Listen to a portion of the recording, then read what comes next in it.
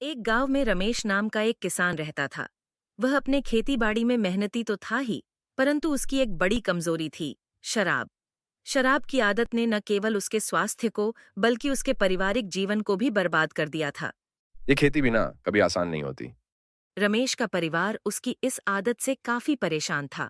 उसकी पत्नी सरिता और 2 बच्चे अक्सर उसे समझाने की कोशिश करते, लेकिन रमेश का ध्यान कहीं और था। उसका अधिकतर समय और पैसा शराब में चला जाता था। रमेश शराब की दुकान की ओर चलता है, हाथ में पैसे लिए। अरे रमेश भाई, फिर आ गए। लो तुम्हारी बोतल। आज का दिन तो बिना इसके अधूरा है। रमेश नशे में चूर होकर घर चला जाता है।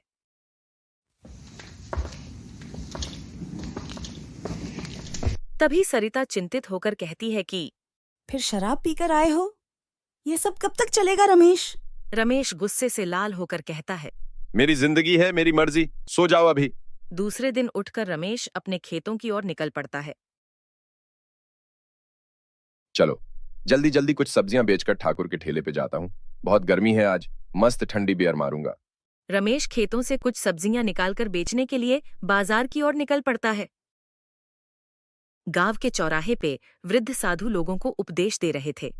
तुलसीदास जी कहते हैं, तुलसी काया खेत है, मनसा भयो किसान, पाप पुण्य दो बीज हैं, बुवै सो लुनय निदान। इसका अर्थ है कि शरीर मानो खेत है, मन मानो किसान है, जिसमें यह किसान पाप और पुण्य रूपी 2 प्रकार के बीजों को बोता है। जैसे बीज बोएगा वैसे ही इसे अंत में फल काटने को मिलेंगे।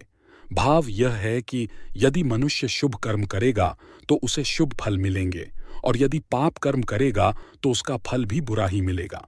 तभी रमेश हंसते हुए कहता है, बाबा, तुम्हारे प्रवचन से क्या होगा? असली मजा तो शराब में है। साधु बाबा हंसते हुए कहते हैं कि अगर तुम मुझे 1 महीने का समय दो तो मैं तुम्हें जीवन की असली खुशी दिखा सकता हूँ।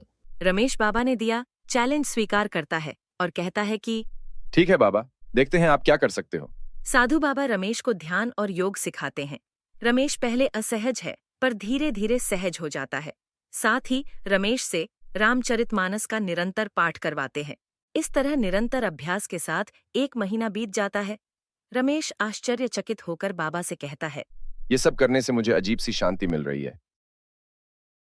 तभी साधु बाबा प्रसन्न होकर कहते हैं, यही तो जीवन का सार है बेटा, निरंतर शांति। अब जाओ और अपना काम पूरी लगन और मेहनत के साथ करो, और साथ ही में हरिनाम जपना न भूलना। रमेश अब शराब नहीं पीता। वह खेत में अपनी बीवी के साथ मेहनत करता है और खेत हरे भरे होते हैं। सरिता, मुझे माफ कर दो। अब मैंने समझा है कि जीवन क्या है। अब सब कुछ ठीक हो गया रमेश, मुझे आप पर गर्व है। इस प्रकार रमेश की कहानी ने सभी को यह सिखाया कि कोई भी व्यक्ति अपनी कमजोरियों पर काबू पा सकता है और अपने जीवन को सुधार सकता है। बस उसे एक मौका और सही मार्गदर्शन की आवश्यकता होती है।